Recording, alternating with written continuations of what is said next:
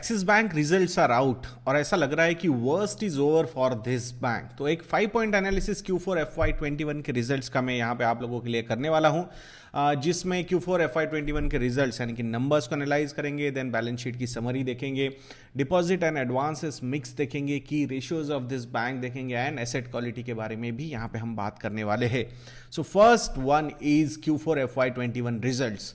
सो जिसमें मेजर सारे ये नंबर्स आते हैं: interest expenditure, interest earning, net interest income, other income, operating revenue, pre provisioning operating profit, provisions कितने हुए हैं, प्रॉफिट बिफोर टैक्स कितना है, प्रॉफिट आफ्टर टैक्स कितना है। तो ये सारे नंबर्स हम यहाँ पे एनालाइज करेंगे year on year and quarter on quarter also. So interest earn ये पोर्शन अगर हम देखते हैं, so year on year this particular number is down by 4%। ये एक रीजन भी है because ultimately interest rates on loans have also gone down, तो उसके हिसाब से -4% ये नंबर है इंटरेस्ट अर्निंग का। Quarter on quarter though the number is flat, 0.3% से ये ऊपर आया है interest earn, which is at 15,545 crore rupees. Interest expenditure अगर आप देखोगे तो ये बहुत बड़ा पॉजिटिव है बैंक के लिए, 7,990 करोड़ रुपीज का इंटरेस्ट एक्सपेंडिचर रहा इस क्वार्टर का। 15% ये नीचे year on year and quarter on quarter it is down bye 2% with increased deposit. अगर हम देखेंगे टोटल डिपॉजिट बुक, इसका मतलब अच्छा खासा कॉस्ट ऑफ डिपॉजिट्स यहां पे डिक्लाइन हुआ है। तो ये कितना डिक्लाइन हुआ है? सो दिसंबर 2019 में ये नंबर था 5.19%, मार्च 20 में ये नंबर था 5.01%, जून में था ये 4.73%, then 4.37%, then 4.09% in December 2020 and in March 2021 the cost of deposit has gone down to 3.90%। So definitely जहां पे कॉस्ट ऑफ डिपॉजिट्स अगर हम लास्ट 1.5 years में देखते हैं, so it is down by almost 1.3%। So it's a big number. So profitability angle से काफी अच्छी चीज हुई है बैंक के साथ। सो नेट इंटरेस्ट इनकम की अगर हम बात करते हैं, so year on year this particular number is up by 11% and quarter on quarter by 2.5%। The NII number, net interest income number is 7,555 crore rupees. Other income की अगर हम बात करते हैं, so year on year and quarter on quarter this number has gone up by 17% and 24% respectively. So current quarters other income is 4,668 crore rupees. So operating profit revenue, operating revenue की अगर हम बात करते हैं, सो एज एक्सपेक्टेड जहां पे आपका net interest income और अदर इनकम बढ़ता है तो ऑपरेटिंग रेवेन्यू तो बढ़ेगा ही। सो 13% से राइज हुआ है ईयर ऑन ईयर एंड 10% से quarter on quarter, which is at 12,223 crore rupees. Operating expenses की अगर हम बात करेंगे, सो बैंक का यहाँ पे ऑपरेटिंग एक्सपेंसेस 8% से ईयर ऑन ईयर बढ़ा है एंड क्वार्टर ऑन क्वार्टर 6% से बढ़ा है एट 5,359 करोड़ रुपीज। तो compare to the operating revenues the expenditure has gone up by lesser percentages, which is positive. Though अगर ये कंट्रोल कर पाए तो शेयर होल्डर्स के लिए काफी अच्छा होता है। ऑपरेटिंग प्रॉफिट की अगर हम बात करते हैं, pre provisioning operating profit which is up by 17% year on year and 13% quarter on quarter, the number is at 6,865 crore rupees. इसके बाद सबसे इंपॉर्टेंट फैक्टर पैरामीटर देखना है और वो है टोटल प्रोविजंस एंड कंटिजेंसीज। तो total provisions and contingencies for Q4 FY21 is at 3,295 crore rupees. Year on year this number has gone down by 57%. Quarter on quarter this number has gone down by 28%. So this is the most positive thing for this result. Profit before tax loss to profit में convert हुआ है year on year. Last year same quarter में 1,879 crore rupees का loss था, जो अभी 3,570 crore rupees का profit हुआ है। इवन लास्ट क्वार्टर के कंपैरिजन में हम देखेंगे तो 139% से प्रॉफिट बिफोर टैक्स इंप्रूव हुआ है। एंड नेट प्रॉफिट की अगर हम बात करते हैं तो ये नंबर भी पॉजिटिव हुआ है लास्ट ईयर के कंपैरिजन में, 2,677 करोड़ रुपीस है। लास्ट ईयर ऑलमोस्ट 1,400 करोड़ रुपए का लॉस था एंड लास्ट क्वार्टर में जो प्रॉफिट था वो था 1,100 करोड़ रुपए। सो 140% अप सिक्वेंशियल ग्रोथ हुई है नेट प्रॉफिट में, which is a very positive sign. अगर ईयर ऑन ईयर भी ये नंबर्स अगर आप देखोगे, so net interest income has gone up by 16% FY20 और FY21 की मैं बात कर रहा हूं and the profitability has gone up bye 305% from 1,627 crore rupees of profit in FY20 to 6,588 crore rupees of profitability, which is very positive for the bank। और ये overall मुझे ऐसा लग रहा है कि worst is over for this bank hopefully. Balance sheet की summary की अगर हम बात करते हैं, so balance sheet has gone up bye 9% year on year and 6% quarter on quarter.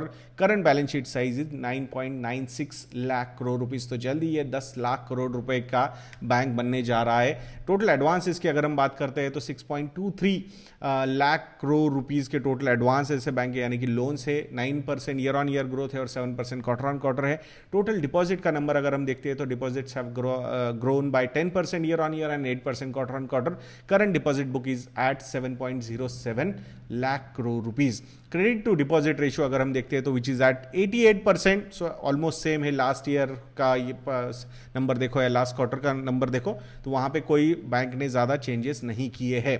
सो एक छोटा सा कंपैरिजन अगर हम HDFC बैंक के साथ करते हैं तो क्रेडिट टू डिपॉजिट रेशियो में HDFC बैंक इज एट 0.84, मतलब 84% है credit to deposit ratio, which means कि HDFC is little more selective in lending. Liquidity coverage ratio of Axis bank is 115%। वैसे देखा जाएगा तो 90-100% तक भी हो तो कोई प्रॉब्लम नहीं है, बट 138% है HDFC बैंक का, तो definitely liquidity coverage ratio of HDFC bank is better than axis bank. Advances growth अगर हम देखते हैं तो वहां पे भी HDFC बैंक यहाँ पे बीट कर रहा है एक्सिस बैंक को। वो उनके पास 14% का नंबर है एडवांसेस ग्रोथ का, एक्सिस बैंक है 9% पे। मार्च 20 से लेकर मार्च 21 तक अगर हम डिपॉजिट बुक देखते हैं, so it has advances book हम देखते हैं, सो वो अराउंड 5.71 लाख करोड़ रुपीस से 6.23 लाख करोड़ रुपीस हुई है एक्सिस की, एंड 9.9 लाख करोड़ रुपीस से 11.3 लाख करोड़ रुपीस हुई है HDFC बैंक की। डिपॉजिट ग्रोथ में भी HDFC बैंक ने एक्सिस बैंक को बीट किया है। 10% की ग्रोथ है एक्सिस बैंक की, विज़ावी 16.3% की ग्रोथ है HDFC बैंक की। बोरोइंग्स का अगर हम परसेंटेज देखते हैं तो एक्सिस बैंक ने 1.43 लाख करोड़ रुपीस की बोरोइंग की है इन Q4 FY21। Reserves and surplus जो है बैंक के पास वो है अराउंड 1,01,000 करोड़ रुपए के। सो 20% का ग्रोथ यहाँ पे रिजर्व्स एंड सरप्लस में बैंक के पास हुआ है। सो जहां पे भी थोड़ा बहुत कंजर्वेटिवनेस लेना है तो bank is trying to take that. So reserves and surplus are quite healthy, that's what I feel currently. Deposit mix की बात हम करते हैं, सो 7.07 लाख करोड़ रुपीस के टोटल डिपॉजिट्स है। टर्म डिपॉजिट्स इसमें है 3.89 लाख करोड़ रुपीस, तो ये 3% से ऊपर आए हैं। रिटेल टर्म डिपॉजिट्स जो है वो 2.83 लाख करोड़ रुपीस के 15% से ऊपर आए हैं। And CASA deposit is up by 18% year on year 2.77 lakh crore rupees का। इवन अगर सिक्वेंशियल भी ये सारे नंबर्स देखते हैं, so which is in single digit but healthy numbers मुझे नजर आ रहे हैं। कासा बुक की अगर हम बात करते हैं तो 42% की कासा बुक है एंड 58% की टर्म डिपॉजिट बुक है। So definitely a lot of scope to improve the CASA book. Looking at the cost of deposits, अगर ये बुक ये और ज़्यादा इंप्रूव कर पाते हैं तो मुझे लगता है काफ़ी अच्छा हो सकता है। नेट इंटरेस्ट मार्जिन इंप्रूव करने के लिए एक अच्छा अपॉर्चुनिटी बैंक के पास है। दो Q4 FY20 में 39% का कासा रेशियो था, अभी ये 42% का है, बट लास्ट क्वार्टर में भी 42% था, तो वहाँ पे कोई ज़्यादा चेंज यहाँ पे होता हुआ नजर नहीं आया है।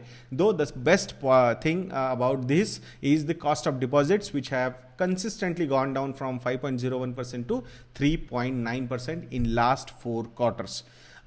एडवांसेस मिक्स की अगर हम बात करते हैं तो रिटेल एडवांसेस यानी कि रिटेल लोन बुक है 54% की, 11% है SME book, and retail corporate book है 35% की। तो डेफिनेटली जो होलसेल बैंकिंग या कॉर्पोरेट बैंकिंग बोला जाता था इस बैंक को, आई थिंक ये बैंक भी ICICI बैंक के साथ अपना DNA चेंज करने की कोशिश यहाँ पे कर रहा है, और मैं आशा करूँगा कि आने वाले समय में और ज़्यादा ये फोकस बना रहे। इसका एक एडवांटेज मुझे लगता है ये कंजर्वेटिवनेस जो हुआ लिया है इन बैंक्स ने, ICICI बैंक हो या फिर एक्सिस बैंक हो या फिर SBI हो, उसका एक पॉजिटिव इंपैक्ट मुझे लगता है HDFC बैंक के साथ हो रहा है। They are cherry picking a lot of corporate loans, wholesale loans, wholesale book उनकी काफ़ी अच्छी डेवलप करने की कोशिश HDFC बैंक की तरफ से हो रही है।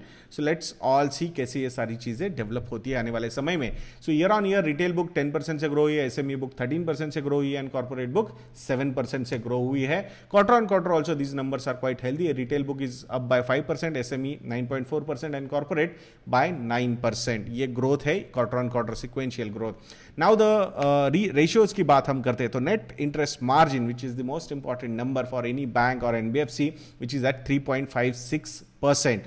ये नंबर अगर हम देखेंगे तो 4% से ऊपर बड़ी बड़ी बैंक्स ने रखा हुआ है, HDFC बैंक हो या फिर कोटक बैंक हो।